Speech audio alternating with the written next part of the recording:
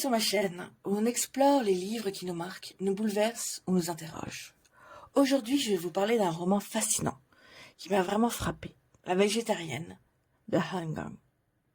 Alors, comment ai-je découvert ce livre? Eh bien, c'est une rencontre au hasard dans le rayon littérature asiatique de ma librairie de quartier. Je cherchais un autre ouvrage, mais en passant devant les étagères, ce titre m'a attiré, La végétarienne. Intriguée, étant moi-même végétarienne, je me suis dit que ça pourrait valoir le coup. En plus, je savais que les Coréens sont plus connus pour leur culture carnivore. Et vous savez quoi? J'ai eu un vrai coup de cœur.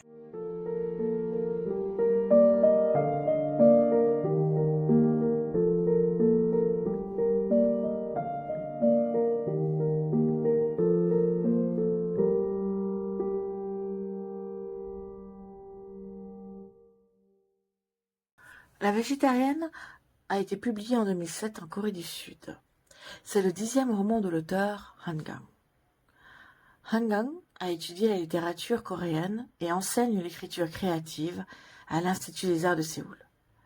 Elle continue de publier en explorant des thématiques souvent très humaines et très profondes.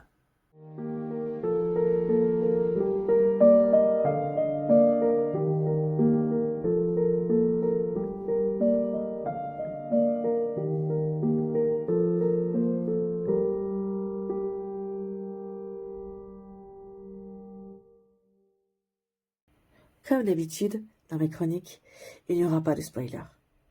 Je rentre un peu plus dans les détails avec ce livre, mais je vous ne dévoile pas les informations les plus importantes. Le roman est découpé en 3 parties, chacune racontée par un narrateur différent.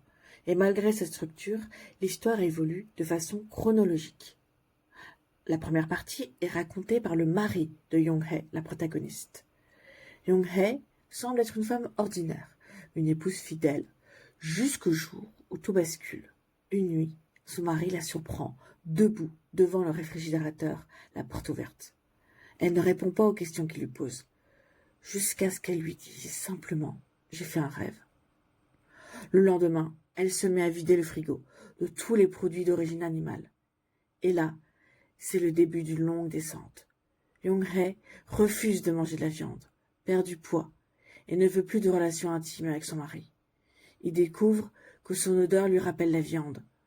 Peu à peu, sa santé se dégrade, jusqu'à l'hospitalisation forcée après un incident avec sa propre famille, où son père tente de la forcer à manger de la viande.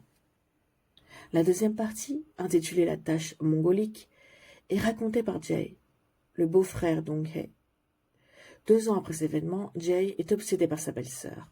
Ce qui l'intrigue particulièrement, c'est une étrange tache mongolique qu'Young-hae portait enfant et qui se révèle être un symbole mystérieux de son passé.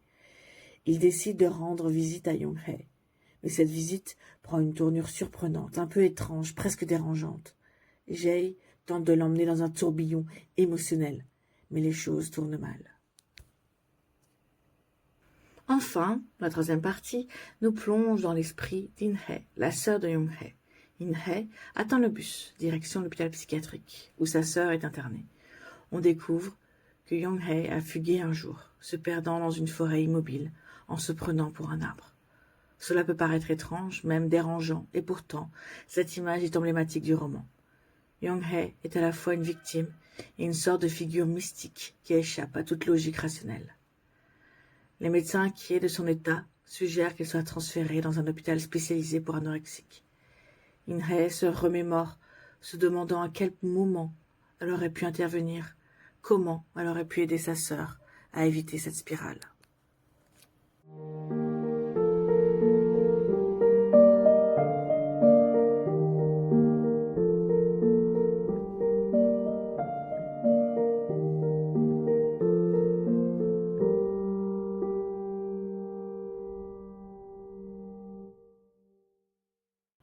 La végétarienne, c'est un roman qui dérange, qui suscite des émotions contradictoires.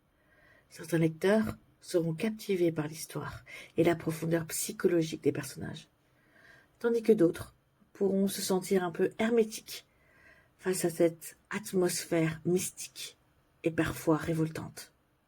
Ce livre ne cherche pas à être un récit facile. Il parle à notre part irrationnelle, à nos angoisses, nos questionnements sur la norme et le conformisme. Et c'est là tout l'intérêt du livre. À travers les yeux de 3 narrateurs proches Jong-hae, on essaie de comprendre sa rébellion. En Corée, il existe des végétariens, mais on les associe souvent à une culture bouddhiste. La viande occupe une place centrale dans la cuisine coréenne, un peu comme nous en France. Alors être végétarien, c'est déjà une forme de défi, mais le roman va plus loin. Il nous parle de l'aliénation, de l'incompréhension, de la pression sociale. En se distinguant de la norme, Jong-hae met son entourage face à ses propres incertitudes et craintes.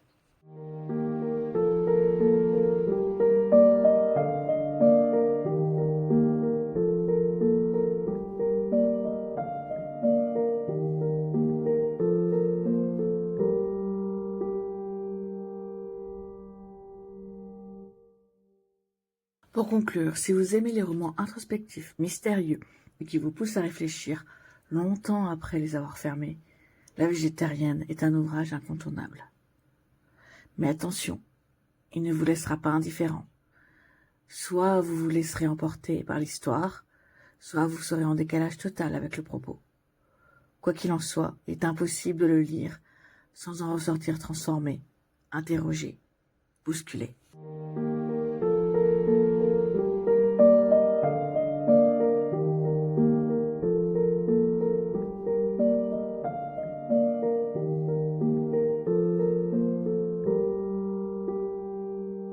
Merci d'avoir écouté cet épisode. Si ce livre vous intrigue, n'hésitez pas à me le dire en commentaire. Et bien sûr, si vous avez aimé cet épisode, n'hésitez pas à liker et à vous abonner pour ne rien manquer de mes prochaines chroniques littéraires. À bientôt pour de nouvelles découvertes.